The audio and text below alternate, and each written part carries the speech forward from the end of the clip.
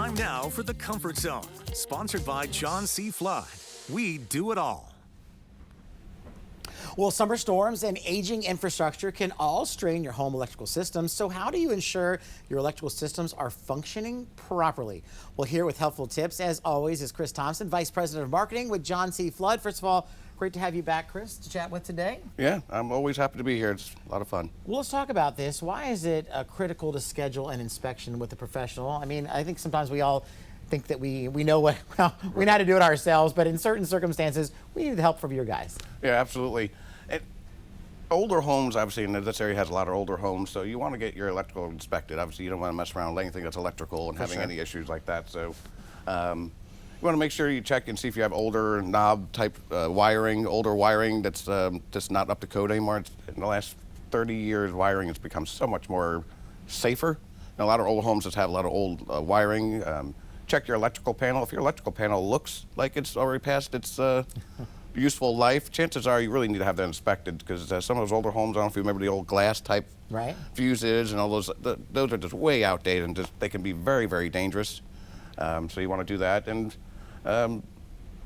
just make sure that everything looks good. Check your wall outlets. Some of those GFCI outlets have a little test button on it. You can check and make sure everything's up to snuff there. So there are little things you can do, but you really want to have somebody that's definitely do not recommend trying to poke around electricity as a do-it-yourself type situation. Yeah. No, that ends badly. I think we've all probably had some issues trying to do something electrical and it failed. Oh yeah, or you got yourself shocked there. Right. Not fun at all. No. So you talked about upgrading the panel. Let's talk about some warning signs. I mean, some of those seem pretty obvious, but I mean, there's some other things we may notice that things are happening with our electrical system that can kind of give us a heads up that, hey, we need to give you guys a call.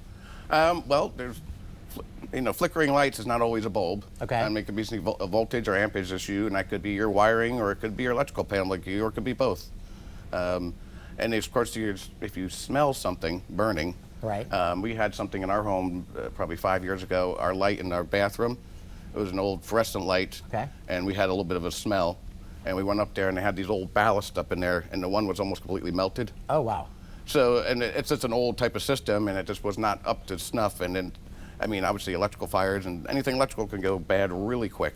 So I think the takeaway here is honestly that, if you have any questions or you have any concerns, or if you just slightly think there may something a little be off, go ahead and make the call and get that check. Yep. Right, to be on the safe side. Let's talk about surge protection and some of the benefits of that. I mean, we hear about that, I think, sometimes like when we plug in our TVs, but it goes beyond that.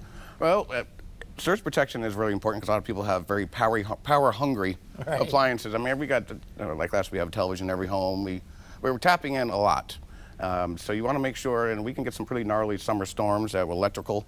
So you can have lightning strikes, or the power grids can have surges, and it's always good to have something, not just a power strip, an actual one that's a surge protector, so it can be the intermediary between a spike coming through and frying your TV or your computer or something that's expensive and stopping it from getting to that point. Or if you really wanted to do it really the great way, would be a whole home surge protection system, which we do installations for. So that is, I mean, that's a stopgap measure. That goes right, or that actually is probably a safety measure that goes right between what comes in from the outside, and so everything inside your house is protected. 100%. Wow. Okay. Yeah. So that's an option if you want to be on the safe side, for sure. You really would, with electrical, anything electrical, you really want to be very, very safe. Oh, I know. There's a lot of do-it-yourselfers out there, and I'll poke a few holes and try a little drywall and maybe a little bit of spackle, but I definitely want to. I have done that before with trying to change a little outlet on the wall there. And I'm like, I can do this. Just turn it down. Okay. It's better safe than sorry. Call somebody who knows what they're doing. And that would be you guys. So where can people go for more information? They can go to our website. It's chock full of information. johncflood.com. All right, we got it all there on the bottom of your screen. Thank you so much, Chris, for all this helpful information. Hopefully you can get your house safe and ready before summertime storms can wreak havoc on your electrical system. More Good Morning Washington coming back right after this.